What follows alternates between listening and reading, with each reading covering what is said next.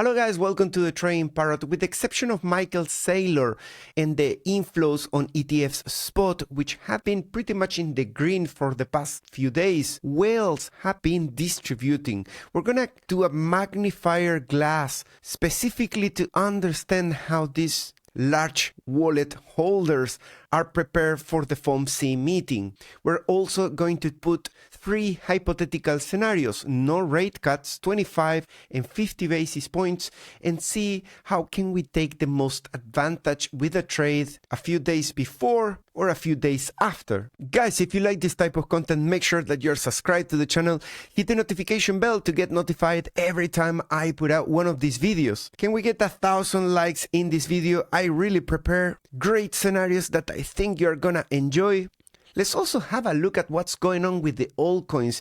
They're bleeding a lot more than that we can see on Bitcoin. So something is really cooking in my opinion. What would you say if I told you that there is a way to see all my charts anytime from Telegram? Imagine being able to interact with just these menus. You just tap on one of the charts of BTC, altcoins, or general markets, and you get to see not just the chart, but also all my annotations. Sometimes even before I see it, people are already noticing that there is a breakout, and that is even without having access to a TradingView account. If you join my Telegram group and then you click on any of the posts where it says see charts, that's gonna take you to the free version where you can get a limit number of charts per day, but you can always upgrade 3, 6 months or 12 months of subscription, so you can get access to unlimited request of charts 24/7, and why not support and requesting custom charts that we can add for you. That really does help the channel, so I get someone to edit my video helping me with all the content, so thumbs up for that. Let's go straight into what the whales are doing. Martin, which I really recommend that you follow him, he's got amazing charts from CryptoQuant, breaking 7.5k BTC age 3.5 years just move on chain. This is always something to keep an eye on. Not necessarily something that I trade, but it feels like someone is pointing at you with a gun in your back and you feel kind of that hint. Look at this. These were similar times where there were spikes of coins old moving. And you see what happens right after. There is a sharp decline. So far here we have this high 7.5, this one 7.5, this one's 25k. So let's look later into Big Whale Explorer how that is looking when we look at it from the stochastic point of view, which I love it. We also see yesterday whale holdings drop. Total Bitcoin held by whales fell from 3.6 million to 3.5. That's 100k Bitcoin in just 2 weeks coming down. You might think, well, that is something that we can ignore, but yeah, 100k Bitcoin moving, you might say, is not a lot, but this belongs to whales, and whales tend to time better things. They haven't sold everything, so you shouldn't worry about that, but anything above 100k leaves me scratching my head at the very least. Glassnode says that BTC recovery has been fueled by macro momentum, ETF inflows, and futures. This post is talking about the move from 107 to almost 117, a 10k move, leaving sentiment improved but still fragile. And I guess I agree with that sentiment, because since August 25th, distribution has softened but not reversed. Most BTC cohorts remain below the 0.5 threshold. Cohorts are basically groups of wallets that hold more than 10k, 1 to 10k, 100 to 1k, 10 to 100, 1 to 10, or less than 1. Looking at them by different cohorts allows you to understand which ones are the smartest ones. In theory, when you hold more Bitcoin, it means something. Either you are rich or you are doing something better in terms of timing. And in this case, you can see distribution or accumulation. At the moment, there is still in the red some distribution. It's not as dark as it was around here, but it remains in that mood. Over 0.8, if we went into the dark blue, we could say that we are in heavy accumulation. Notice something off in here. The assumption that whales are doing everything really well timed is not necessarily the case. You can see here at the top, about to do an all-time high in here. They were accumulating and then they sharply stopped when we put the all-time high. So the question is, are they still holding that, or they distribute heavy at 125? As you can see, the distribution started when we started coming back down, not necessarily at the all-time high. So maybe, just maybe, they are holding some of their accumulation in a loss. BTC open interest is nearing all-time highs, currently at 43.7 billion, just a hair below the peak. And let's have a look at the aggregated open interest in here. That is at the moment at 40 billion, so it's a different reading because this comes from coinalyze.net, which is a free website. And I suspect that maybe they are aggregating not all the exchanges, and that's why the reading is smaller than on Crypto One. You can see that in here, the all-time high was 43 billion and now is giving us 40 billion. Very similar, this pattern of the open interest, to this topping one in here, right? So we got a high, a higher high, and a lower high, assuming that this is it, right? If we come back down into the neckline, we are producing another sort of head and shoulder pattern for the aggregated open interest. Something to note, of course, we might not go to the neckline and start pushing. If we break this all-time high in here, then the pattern is invalidated before it plays out. A couple of tweets about general markets, which are very important, if not more important than looking at Bitcoin at this point in time. This has never happened before. S&P 500 all-time high, US home prices all-time high, Bitcoin all-time high, gold all-time high, money supply all-time high, all of them. Public debt 37 trillion all-time high. US labor market in a recession, and the Fed is going to cut rates next week. This is also pretty interesting from Adam. Fed Week Fun Facts. 25 will be the third year since 1996 with a rate cut, while the S&P is at record highs. Since 1980, the Fed has cut 20 times, with the S&P 500 within 2% of the all-time highs. 100% of rate cuts since 1980, with the S&P 500 at record highs, led to more record highs 12 months after. Rate cuts are coming amid the AI revolution, the biggest technological revolution since the 90s. The 1996 rate cut with the S&P 500 at all-time highs led to 22% rally in 12 months. Wednesday will mark the first Fed rate cut in 30 years, with PCE inflation at or above 2.9%. The Fed is about to add rocket fuel to the AI revolution. That is obviously the view from someone that is very bullish. In just a few slides in the video, I'm going to cover the three scenarios and what my views are for that, specifically from the point of view of trading, which is the area that I'm mostly focusing at this time in the market. Investing in crypto was my focus when we were buying Bitcoin below 20K and Ethereum even below 1,000. At that point, you will hear me pretty much talking about accumulating, buying 3, 4, 5 Bitcoin. Now, for me, is the time to look bi-directional, so taking shorts or long whenever I see the opportunity, taking profits straight to pocket, closing deal, and sleeping really great at these high elevated levels of risk. If this ends up doing what Adam is saying, fine, I'm still making profits from my trades. If I see a sharp decline in areas where I see opportunity to invest, well, I will say it just like I said with Tesla when we enter in the best area to buy Tesla, the sweetest spot. You can find it in around 1 or 2 months ago. So according to ChatGPT, the 3 most relevant things today when it comes to news are 2 bullish news. One is the inflows on the spot ETFs and MicroStrategy adding 525 Bitcoin more. That's 60 million. It's not a lot, but he consistently keeps adding. And from the bearish side, we have all BTC wallets cohorts flip back to net selling. I don't think there is a flip. As you can see here, this has been sustained during this period. It's just that the 1 to 10K here was slightly accumulating and now is back into orange. This as well, the 10 to 100 Bitcoin.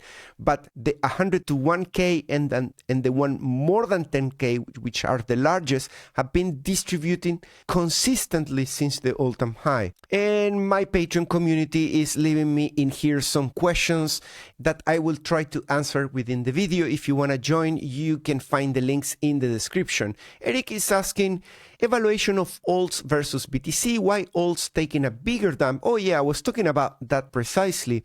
Check of Wells behavior towards the FOMC, we did that already. And you can find my analysis of ENA in the video from Friday, the one that is part of the elite private session that we've published on Fridays.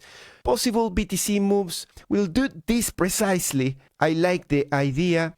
Do you plan possible short at eventual 117? I'll cover that as well. And yes, the hit that ENA took is not unique to ENA, so I don't think that there is anything broken with any specific coin in particular. It's more like we need to look into what's going on with risk on assets. And the first line of risk on assets are the altcoins, right? That's the first thing that can break, and typically is the most paranoid moves come from the altcoins. Whenever something smells slightly fishy, the altcoins tend to drop. Ethereum after and Bitcoin after. Bitcoin tends to be a bit more stable relative to the altcoins. And just to stick our heads outside the rate cut just for a second, we have the gold up and the dollar down. Oil is up on fresh Ukraine-Russia refinery strikes. Things that we need to keep in mind, of course. Now, here we have the three scenarios, the 25 basis points cuts, the 50, and the no cut. So what should we be expecting from each one of them?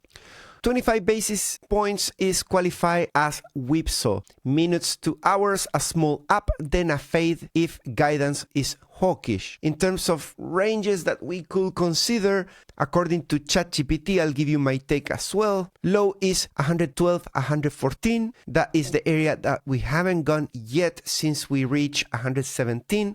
The highs are around the 119 and 22. Where we do have some liquidity is at around 117.6, which is, if this is going to do a liquidity hunt before dumping, I will say that is a good candidate. In the mid 117s, the 119 towards 120 has some liquidity, but it's not as big as 117.5. Now, for the fake drop, we got liquidity up until 113. So grabbing that and putting a new low, which is what we've been doing so far, could be also the case before shooting up. It's good to identify where could the market maker do their fake out before the real move. And that is because typically on trading days like that, there's a chance that we see a fake move first. You have also potential similar moves that we could see on the S&P, Nasdaq, and gold. DXY as well, I included there. Obviously, 25 basis points affects negatively the dollar, but it can affect positively in a mild way both S&P, Nasdaq, and gold. 50 basis points and no cuts are the extremes, are a little bit less than expected, and they are not priced in as much as the 25. So that means 50 basis points means a sharp risk on spike, possible all-time high, test or weak. During the day, a range between 118 to 20, in a high potentially into the 26 and 30. I kind of agree with that because at the moment, since we have an increase to 96% of the chances of easing with 25 and only 3.9 to 50, that now constitutes a surprise. And obviously that means a little bit more upside on these three assets and a little bit more of downside on the DXY. And a drop of 1.5 on the DXY puts the dollar in the multi-year breakdown. If you can see there, that puts it at $95.5. So that will be very interesting scenario, a scenario that I'm not expecting necessarily to see. You can see that the dollar is already coming down, but still not taking the lows of 28 and still not exiting from the multi-year support. We are still inside the falling wedge, which is a bullish pattern.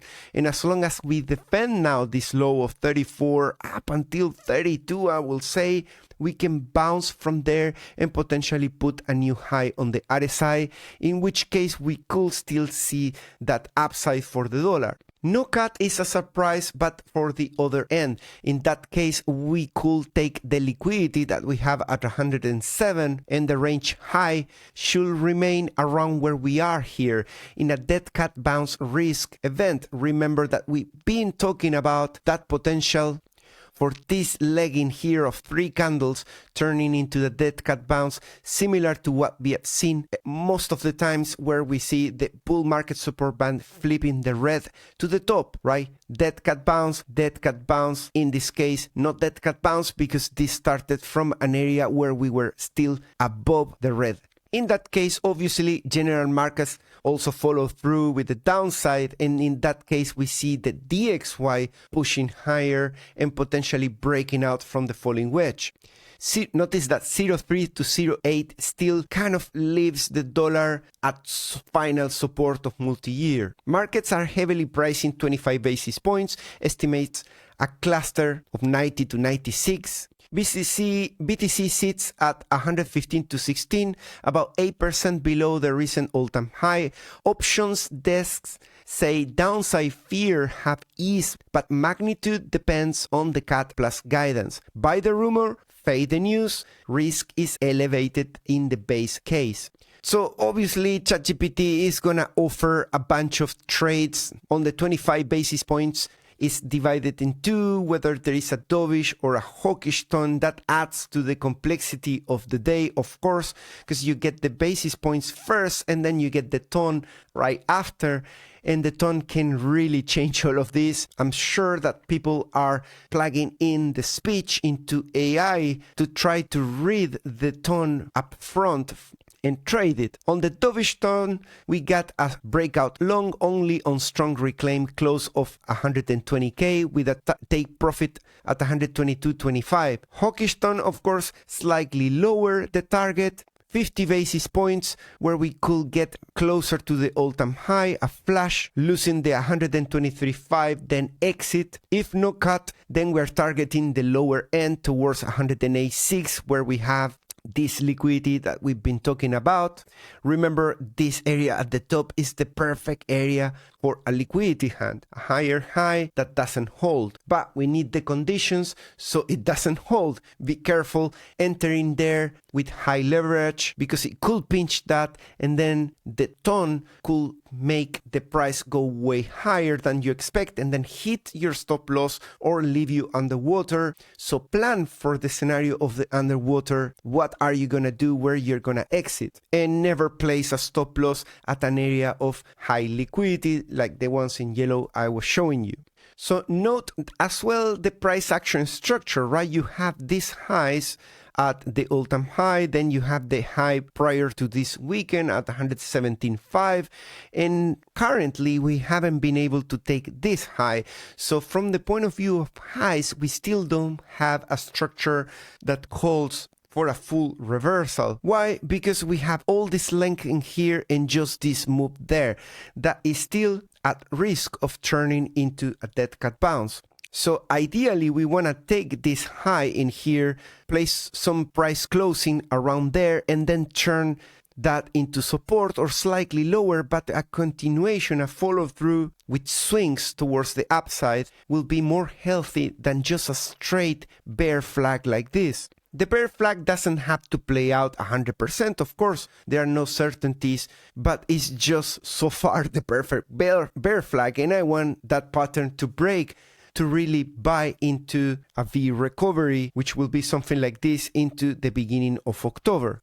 No changes to the Bitcoin status. Let's see what happened with the breakdown on the 4-hour. Remember, I made you aware that the 4-hour does a lot of fake outs.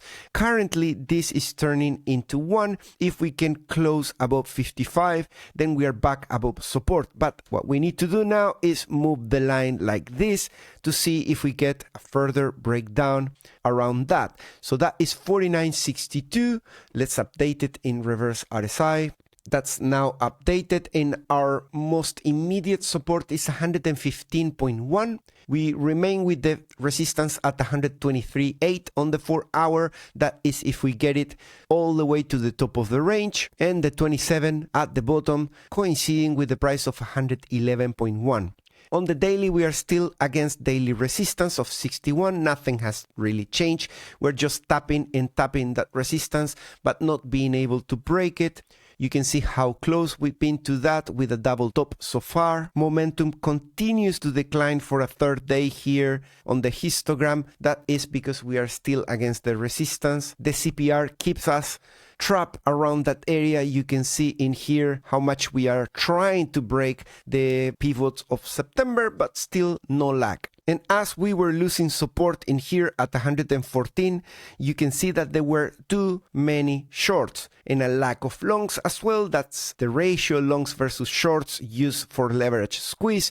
And from that point, price aggressively bounced back up. I ignore why there was not a signal in here. Maybe one of the conditions didn't meet 100%, but we should have gotten a blue LS to buy from there. Whether that's gonna take us very far high or not, well, that's the question. In here, it took us around 4% up before continuing with the downtrend. You can see the same event happening against the percentiles around here, and then the signal trigger a little bit later. You can see how these 3 peaks of the monthly stochastic RSI have been incrementing in price, but the momentum on the stochastic keeps coming back down. And we are in the context of a bearish cross in the middle of the range of stochastic RSI. I have talked about that countless times, and that is very significant in my opinion, being right below that resistance on monthly, because if we really are about to have an exponential rally towards the end of the year, ideally we want to go back straight and break out this downtrend and hit levels of above 80 as soon as possible, because this bear flag has the potential of pushing back into the low end,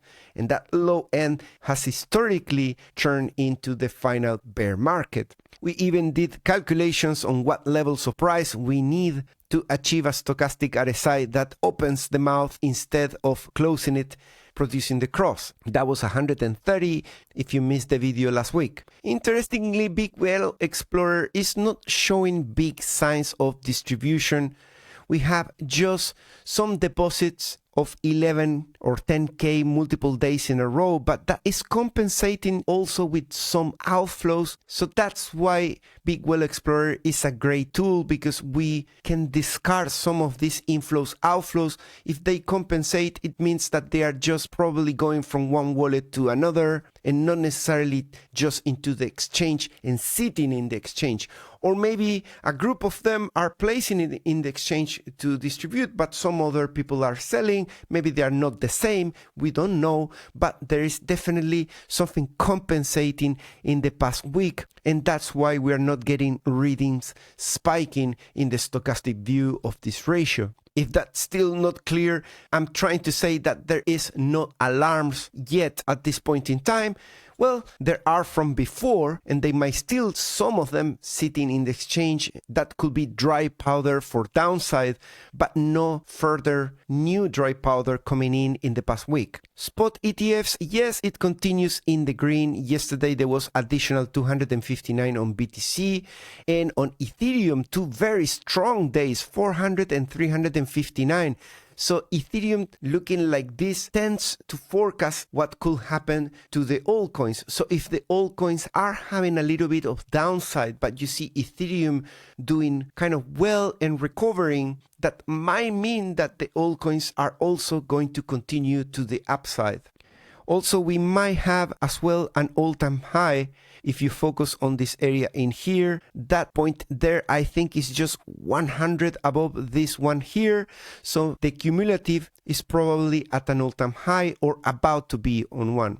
Fear and greed index at 52. I will say if we don't get a cut, my eyes are straight into the area of 105 with a slight chance of getting into 95. If we get the 25 basis points, I will say we can do a swing that actually gets bought up and we carry on higher. But remember, the goal of my channel is not to forecast things. Remember, the only balls that we use in this channel are nothing to do with crystal ones. I am here to make profits, not to forecast direction of the price. Without knowing the future direction of the price, I make cash, I profit. So answering the question from my community that we read earlier in the video, I think anything that looks under-promising for me will be to enter in an area like this on a short and adding volume, if I'm wrong, higher at levels of long-term liquidity, 2, 3, and 4 potentially if needed, depending on how bearish is the scenario, the profit taking. I'm tempted with 110 and 107 because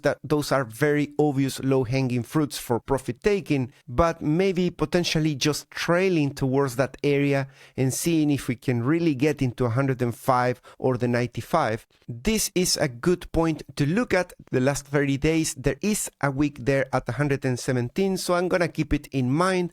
There is some formations above the price at 117 as well with 40 million, then at 120 with 30 million, and at 125, 44. Oh, we still have 130 with around 40 million as well. Purple whales are just going sideways. I think they have accumulated a deal here. They have taken profits, not fully. There are some positions still open, but no new positions seem to be significantly coming into play. It feels like everybody is kind of waiting to decide what to do tomorrow, in my opinion.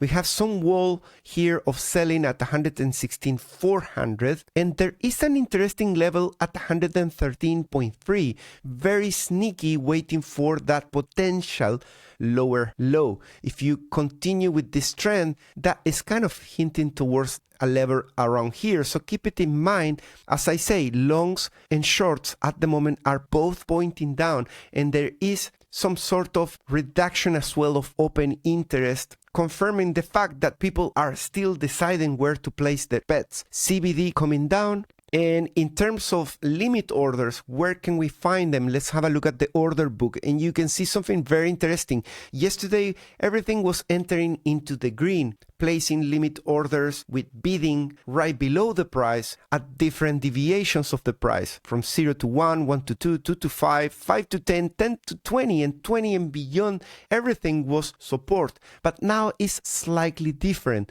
0 to 1 definitely has some resistance. We have a ratio of minus 0.14, which is pretty substantial. And I think that's standing out around here. If my calculations are correct, that is around 1% away from the price, and that is the defense that currently the shorts are placing there. The support has been pushed back down slightly beyond the current price, and that is why that ratio is coming in the red. Also the 1 to 2, also the 2 to 5, 5 to 10, 10 to 20 are in the red. It's only from 20% and below the price where we have currently green.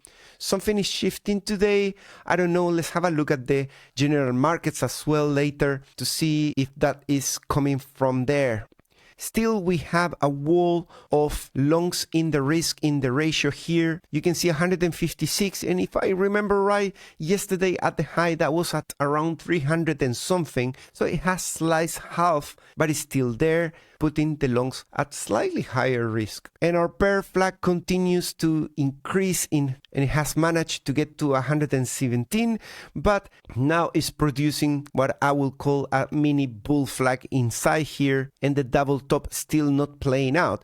All this move down in here still doesn't break anything, it's just consolidating. It barely has touched one of the fair value gaps, but not the big group that we have in here. General markets pushing towards new all-time highs, and that is very impressive, almost 3.7k. VIX with the hive bullish divergence calling for an expansion in volatility. Nasdaq also at all-time highs in pre-market, and S&P all-time highs too, with almost 2 points higher than yesterday close. So I think people are betting on the 25 basis points and some of them on the 50. If that holds, if that is the right reading, BTC is gonna follow through shortly, and the altcoins should as well. Altcoin season still at 80.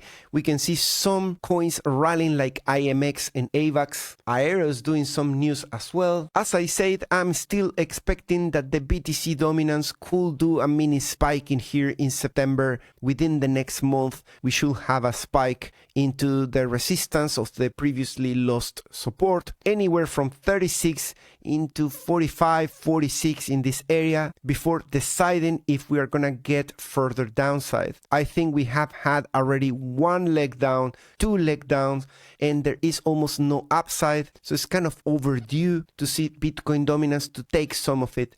After that, it can go back into the altcoins. That is kind of how it flows normally. But watch out, I will say this is the biggest concern at the moment. The breakout of USD dominance and the retest of this on the weekly basis, together with the hive on the VIX volatility index, are the two factors that are hinting towards downside in September or early October against the seasonality. But at some point, if we turn this into a fake out, well, that was it maybe, but so far it's leaning towards a bit of downside.